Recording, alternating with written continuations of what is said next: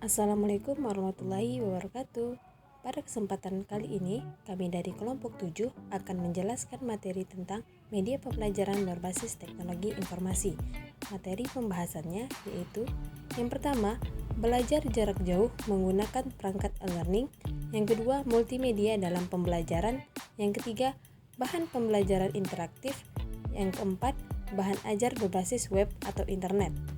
Sebelum kami menjelaskan materi, saya terlebih dahulu akan memperkenalkan anggota kelompok 7 yang beranggotakan yang pertama Wadriman dengan NIM 19053066, yang kedua Alfiana Alwafi dengan NIM 19053070, yang ketiga Fadel Muhammad dengan NIM 19053076, yang keempat Fadila Sardita dengan NIM 19053077.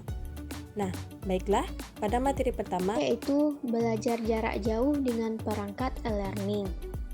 Menurut Bart, tahun 2016, pembelajaran jarak jauh juga disebut pendidikan jarak jauh, e-learning, dan pembelajaran online, merupakan bentuk pendidikan di mana unsur-unsur utama termasuk terpisahnya guru dan siswa secara fisik, selama pengajaran dan penggunaan berbagai teknologi untuk memfasilitasi komunikasi siswa dan guru dan siswa-siswa. Pembelajaran jarak jauh mulanya berfokus hanya pada siswa non-reguler, seperti pekerjaan penuh waktu, personal militer, dan perantauan atau individu di daerah terpencil yang tidak dapat menghadiri pembelajaran kelas. Namun, pembelajaran jarak jauh telah menjadi bagian yang mapan dari dunia pendidikan dengan tren yang menunjukkan pertumbuhan yang berkelanjutan. Selanjutnya yaitu karakteristik pembelajaran jarak jauh. Ada 4 karakteristik yang membedakan pembelajaran jarak jauh dengan pembelajaran konvensional menurut Robert J. Black tahun 2008. Yang pertama yaitu pembelajaran jarak jauh secara definisi dilakukan melalui institusi. Ini bukan belajar mandiri atau lingkungan belajar non-akademik, di mana lembaga-lembaga tersebut mungkin juga tidak menawarkan sebuah pengajaran yang berbasis kelas konvensional, tetapi karena memenuhi syarat untuk akreditasi oleh lembaga yang sama dengan mereka yang menggunakan metode konvensional. Yang kedua yaitu pemisahan geografis melekat dalam pembelajaran jarak jauh, dan waktunya juga dapat memisahkan siswa dan guru. Pada hal ini, aksesibilitas dan kenyamanan adalah keuntungan penting dari model pendidikan ini, di mana program yang dirancang juga baik sehingga dapat membantu perbedaan intelektual, baik budaya dan sosial antara siswa-siswa. Selanjutnya ketiga, yaitu karakteristik dalam telekomunikasi interaktif menghubungkan individu-individu dalam kelompok belajar dan guru. Paling sering komunikasi elektronik seperti email, chat platform, sosmed yang digunakan, tetapi bentuk komunikasi tradisional seperti sistem pos juga dapat berperan untuk mengumpulkan tugas-tugas secara fisik. Apapun medianya, interaksi sangat penting untuk pendidikan jarak jauh, seperti halnya untuk pendidikan apapun. Koneksi peserta didik, guru, dan sumber daya pengajaran menjadi kurang tergantung pada kedekatan fisik karena sistem komunikasi menjadi lebih canggih dan tersedia secara luas. Akibatnya, internet, ponsel, dan email akan berkontribusi terhadap pertumbuhan pembelajaran jarak jauh yang cepat. Selanjutnya karakteristik yang keempat yaitu pendidikan jarak jauh. Seperti halnya pendidikan apapun membentuk kelompok belajar, kadang-kadang disebut komunitas belajar yang terdiri dari siswa, guru, dan sumber daya pengajaran seperti buku, audio, video, dan tampilan grafik yang memungkinkan siswa untuk mengakses isi instruksi. Banyak pada platform yang memfasilitasi kelas-kelas virtual untuk pelaksanaan pembelajaran jarak jauh, seperti Google Classroom, Canvas, atau Moodle. Jadi dapat kita simpulkan, tidak ada lagi alasan untuk tidak bisa mengakses pembelajaran, karena jarak yang dikarenakan sebab jarak atau waktu yang tidak memungkinkan. Dengan berkembangnya teknologi yang bermanfaat pada semua ini, kehidupan termasuk pelaksanaan pembelajaran dalam pendidikan, jarak dan waktu bukanlah menjadi sebuah penghalang. Terlebihnya pada situasi krisis karena adanya pandemi COVID-19 yang mengharuskan seluruh institusi pendidikan beralih dari sistem kelas konvensional menjadi pembelajaran jarak jauh, sehingga pembelajaran jarak jauh ini saat daring ini sudah menjadi biasa. Selanjutnya yaitu pengertian dari e-learning. Apa itu e-learning? E-learning adalah singkatan dari electronic learning yang merupakan cara baru dalam proses belajar mengajar yang menggunakan sebuah media elektronik, yaitu khususnya internet sebagai pembelajarannya.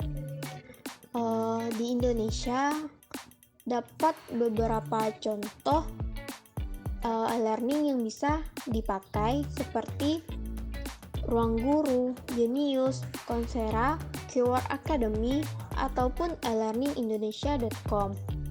E-learning juga memberikan beberapa manfaat untuk belajar jarak jauh.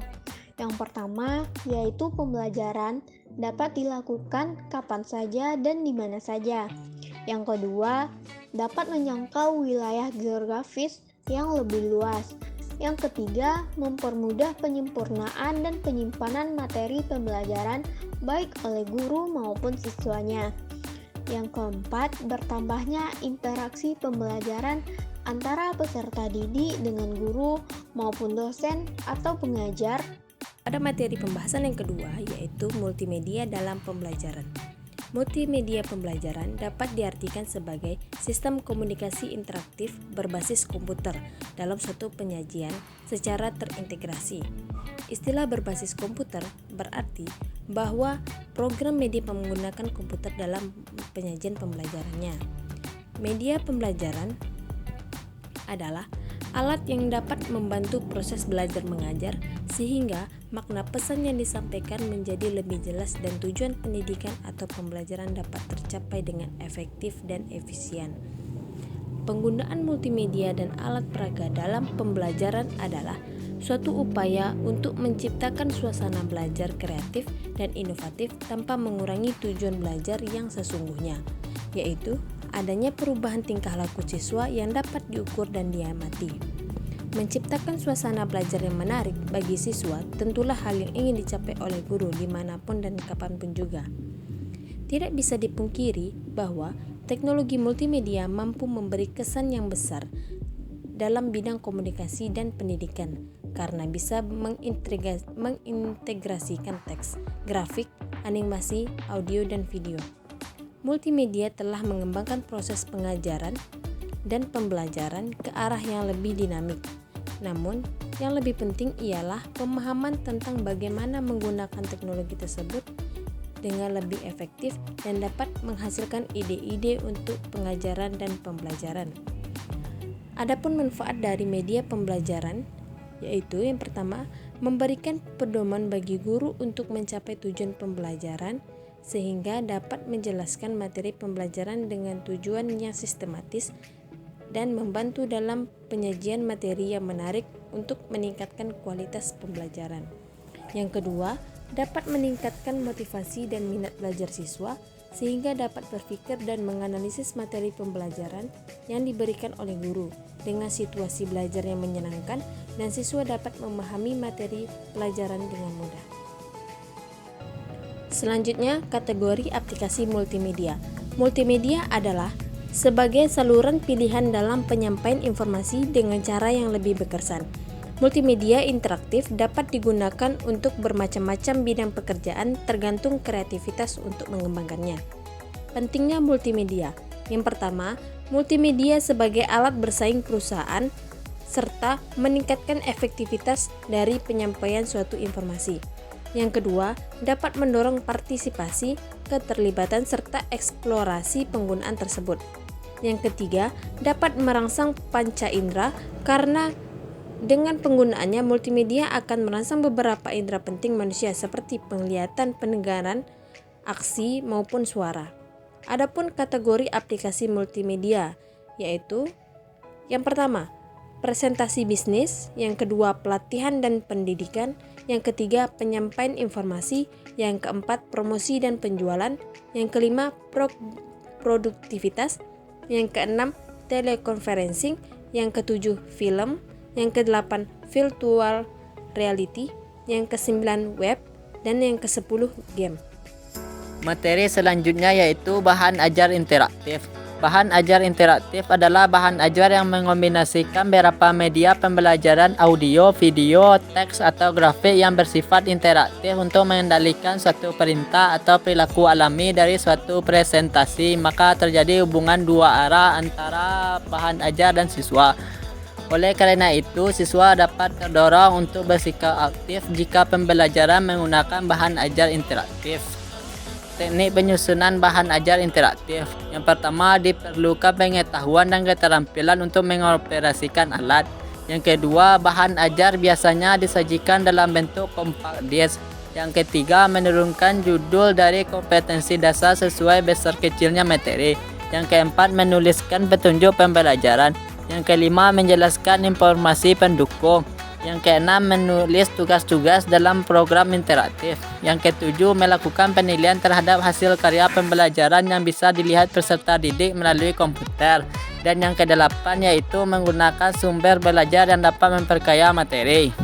Rekomendasi platform untuk media pembelajaran interaktif yaitunya Canva, Pauton, Prezi, Sparkle Video Scribe, Lektora, Sige, Wondershare, Filmora. Selanjutnya, bahan ajar berbasis web atau internet. Bahan ajar berbasis web adalah seperangkat materi yang disusun secara sistematis dalam bentuk web sehingga siswa memungkinkan untuk terus mengakses materi pembelajaran kapanpun dan dimanapun dengan rasa nyaman. Sedangkan pembelajaran berbasis web merupakan suatu kegiatan pembelajaran yang memanfaatkan media situs atau website yang bisa diakses melalui jaringan internet. Pembelajaran berbasis web atau yang dikenal juga dengan web-based learning merupakan salah satu jenis penerapan pembelajaran elektronik atau e-learning. Karakteristik pembelajaran berbasis web: menyajikan multimedia, menyimpan mengolah informasi, dan menyajikan informasi dan hyperlink. Selanjutnya, internet sebagai sumber belajar. Peran internet sangat menguntungkan karena kemampuannya dalam mengolah data dengan jumlah yang sangat besar, menggunakan internet dengan segala fasilitas dan memberikan kemudahan untuk mengakses berbagai informasi untuk pendidikan yang secara langsung dapat meningkatkan pengetahuan siswa bagi keberhasilan dalam belajar.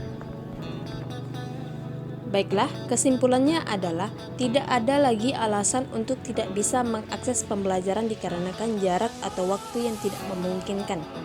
Dengan berkembangnya teknologi yang bermanfaat pada semua lini kehidupan, termasuk pelaksanaan pembelajaran dalam pendidikan, jarak dan waktu bukanlah penghalang. Terlebih pada situasi krisis karena adanya pandemi COVID-19 yang mengharuskan seluruh institusi pendidikan beralih dari sistem kelas konvensional menjadi pembelajaran jarak jauh atau distance learning. Baiklah, sekian dari kelompok kami, lebih dan kurang kami mohon maaf. Tetap jaga kesehatan dan selalu patuhi protokol kesehatan. Wassalamualaikum